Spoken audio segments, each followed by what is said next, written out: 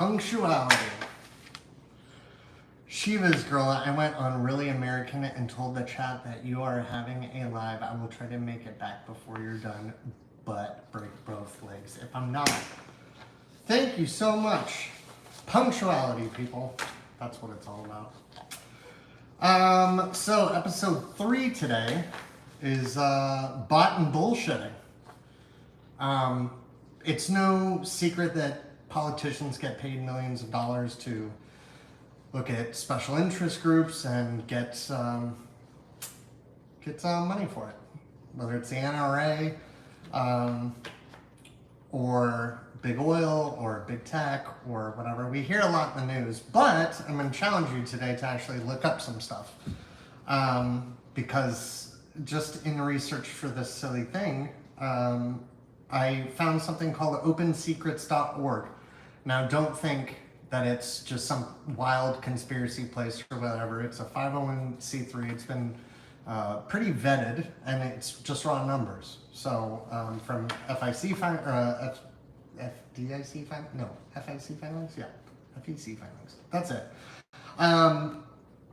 Yeah, so these politicians legislate in favor of those who get them elected through their money, but their campaign finance laws,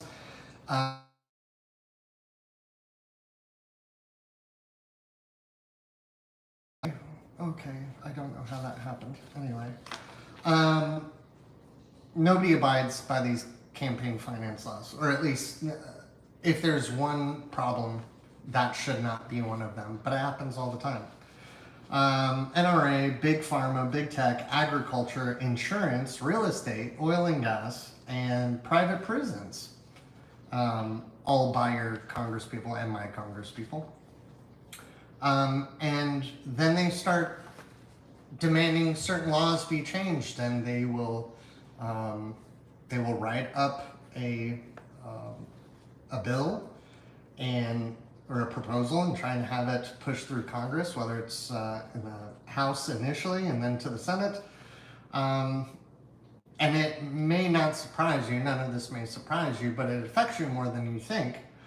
And it'd be easier to deal with if they didn't constantly deceive and obfuscate and, flat out lie in order to maintain their status quo from a quid pro quo.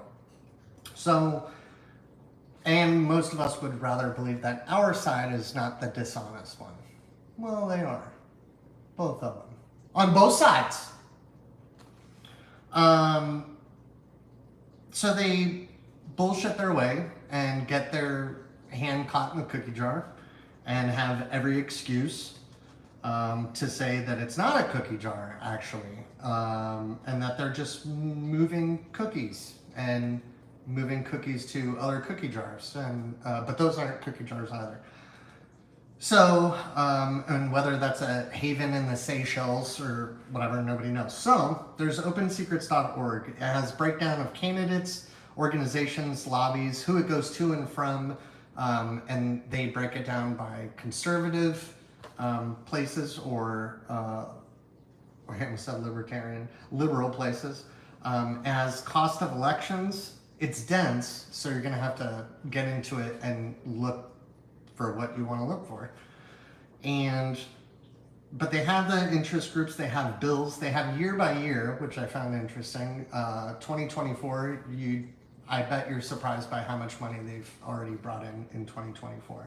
And then look at 2020, because that was a doozy. They have a thing for dark money. Literally, they have a section dedicated to dark money, donors, certain races. And in going through more of this, I found a thing called transparency.org, which really just goes into the corruption lists. If you didn't think there was corruption, just read a little bit and see how entertained you can be. But the bullshitting is more pernicious every single year. And the world economy is thrown off by it. If anybody lived through we all lived through it, 2008, 2009 housing crisis, or you could look at movies like The Big Short, or I forget the other one that really talked about that quite a bit, but And whether it's a victimhood stance or straw man or false equivalencies, any logical fallacy, they give a heaping load of it to us every single day, especially every 4 years or every 2 years if you live in a state like mine where it's kind of constant. And we're not even a battleground state. Like everybody knows Indiana is red, and it's not going to be ruby at any, I mean, it's ruby red. It's not going to be purple at any point. It's not going to be rose or mauve. So most politicians stood by while the grifter of all grifters and bullshitter of all bullshit baby stepped his way through 4 years of compulsive lying, compulsive bullying, conspiracy peddling, sucking up to dictators, bragging about hanging out with despots and being friends with them and falling in love, and then bragging about passing a cognitive test for dementia.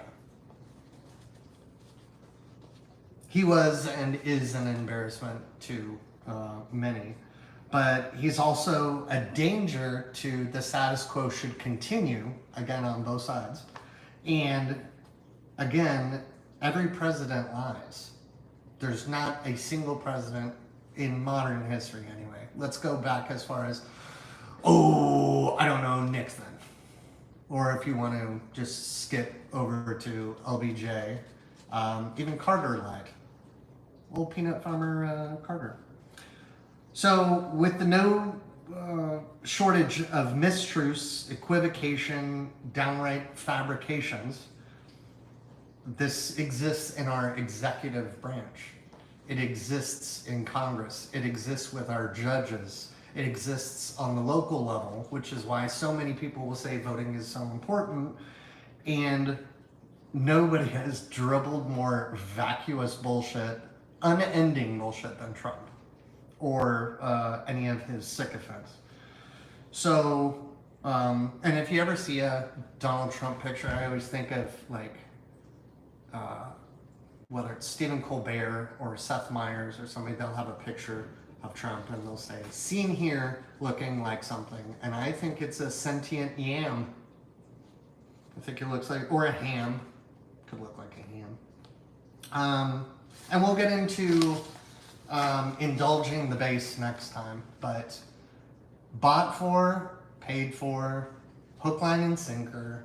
No ifs, ands, or buts about it, whether it's Nancy Pelosi, Chuck Schumer got quite a bit of money from special interests. And we can have a conversation sometime about what generally liberal organizations do with money and what conservative organizations do with money and how they push and where those big donors come from. But like I said, give it a shot. Look at opensecrets.org and then look at transparency.org and tell me what you think at some point. Like I said, we'll talk about indulging the base next time. Plenty of that. This is why we should probably, maybe, possibly, likely be done with politics, like all of us. Or at least not being so divisive about it. Because if you're in it to win it, then you can swim in that fishbowl. You can swim in that soup and justify anything. You can justify the means, justify the ends by the means forever. As long as you want to, as long as you're still getting money, which is why we see things like when people retire, then they start talking about what they really believe about oil and climate change and the economy and the deficit. So give it a shot, look at it, put your bias to the side and just read and see what you think. Thanks for joining me. We'll see you next time. Ciao.